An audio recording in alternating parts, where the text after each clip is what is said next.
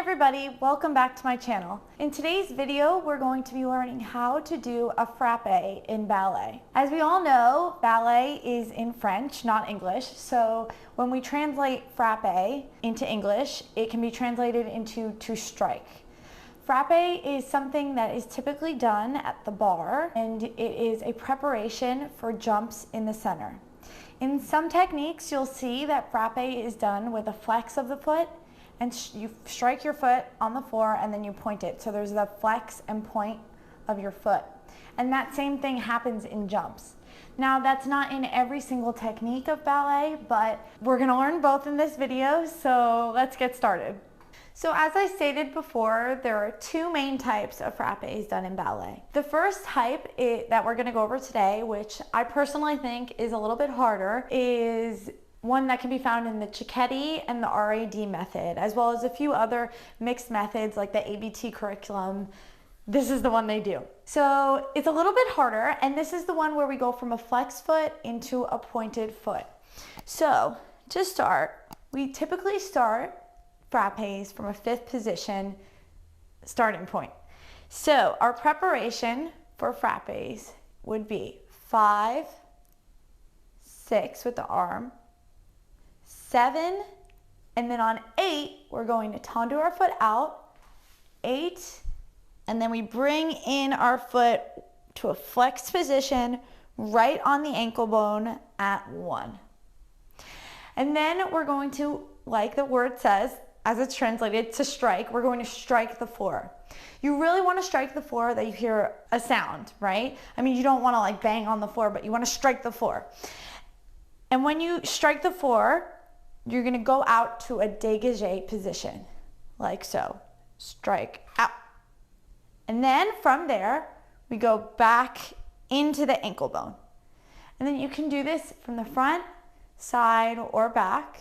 A super important thing to keep in mind when doing frappés is that you want your foot to stop out. So for example, you don't want to go like this. This is wrong. You don't want to go out and in. Because the striking motion, we really want to feel strength in our legs. So you're going to strike the floor and hold it. And then you're going to bring it in really fast. And then you can do it side, in, and then you can do it back and in.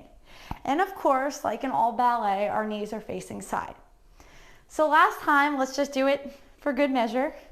With the preparation, we go 5, 6, 7, and 8.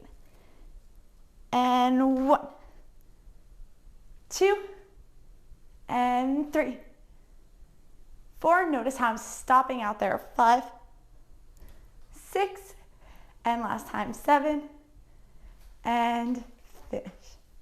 The second method we're going to go over today in this video is the method that is typically done in the Vaganova method. It's a little bit different in the sense that you don't flex and point your foot. Your foot remains pointed throughout the entire time in these frappés. So I'll demonstrate once. So the preparation is exactly the same.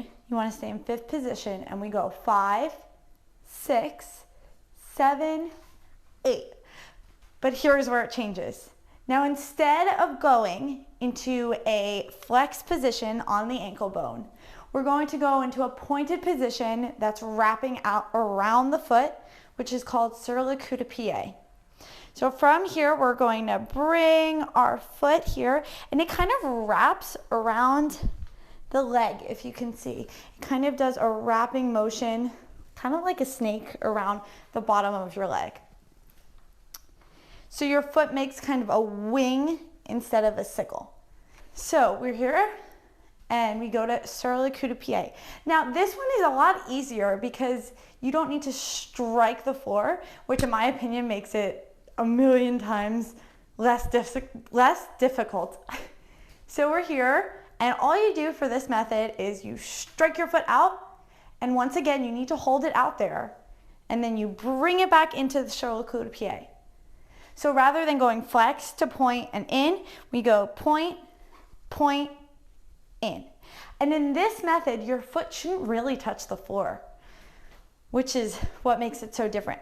So one more time for good measure, let's do it together. And we're gonna go 5, 6, 7, 8. And we're gonna go out 1. And now your knee is gonna come back, and 2. In and back. In and side. In. So from these two methods, I would definitely say the first one is my favorite because it really gives you that strike motion that I think personally is what makes a frappe a frappe. It does require a little bit more energy, I think, personally. Again, these are all my opinions, but it really looks more powerful when you're watching it. So thank you guys so much for watching my video today. Comment below which one's your favorite and maybe which one you think is a little bit more difficult, which one's easier, and I'll see you guys next time.